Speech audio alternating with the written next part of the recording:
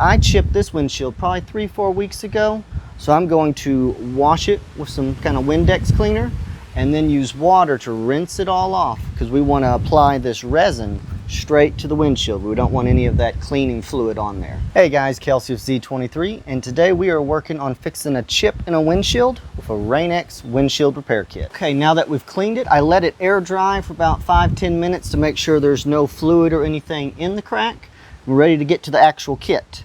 The first step is we're going to take the razor blade and we're just gently going across it to make sure there's no little bits of glass sticking up, as well as let's make sure there's none in the middle here. Other thing to note, we're doing this in the shade. You want to do this step in the shade at first, but we also are going to need direct sunlight to make this resin cure. Now we're going to take our little helicopter piece. Okay, I think she's nice and centered, and we don't want any of these suction cups on the actual crack. Press them in on that nice clean glass we did. And now we are ready for the next little piece. This one here. We want that circle end to go right directly on to where that chip hit. And so you're not screwing this down hard and tight. You want it to press on the windshield and then just gently press into it. Now we're looking inside the car, and you see lined up that center hole with kind of the center part of the chip. We are now ready to put our resin in. And if we start pouring this in and it leaks, we just turn it a little bit. Otherwise, we're good to go. So we want to do about 3 to 6 drops of the resin, depending on how big your chip is. So we did 6 drops, and then we're taking the plunger and we're going to screw it down, pressing that resin down into the crack of the windshield. I'm checking to make sure we have no leaks. Underneath we don't, and so we're going to keep just pressing in. Okay, it's all the way screwed in. This one actually went all the way in. Let's check inside the car and see if that's starting to fill up the crack. Kind of see this darker area? That's the resin. It's filled up the center, and so we're going to wait 4 to 6 minutes to let that kind of keep oozing in. But also you might say, hey, what about this crack over here? Well, that's going to be for a further step. Right now we're focusing on the main center, and then we'll do another step that'll address these outside cracks. All right, it's been 6 minutes, and we're going to unscrew this now, hold the centerpiece, so it's going to make sure if there's any air trapped in there, it'll come out. And right about now, we're also going to probably add a couple more drops just to see if there's any extra resin we can squeeze in to that crack. And 3.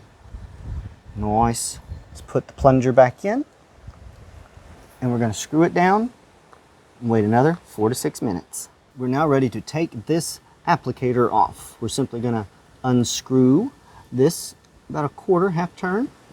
That should take the pressure off, and then remove the suction cups. It'd be good to have a paper towel handy in case any of that resin starts to run. Let's remove the applicator. There's our nice little run. Just take a little bit of that off. Now here's the step where we're going to work on those cracks that were not on the applicator. And wherever those outside cracks were, we're just going to put a little drop and get that crack filled up. Get this little guy filled up here. And then in the kit, you'll have these little clear plastic strips in the kit. And we're going to just gently lay that on there. Ooh, we got a few of them there. We just need one. Just kind of rub it around. We're wanting to get those air bubbles away.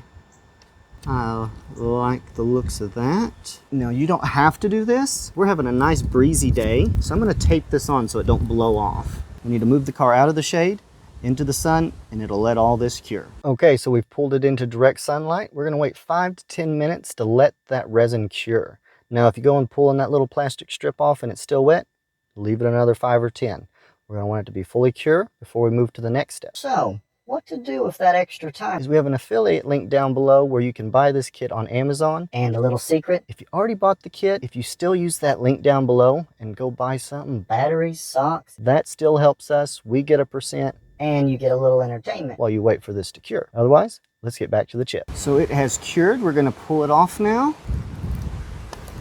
And then we're ready for our razor blade. We want to hold it at a 90 degree, and we're going to scrape all that extra resin off. So let's go with that for a bit.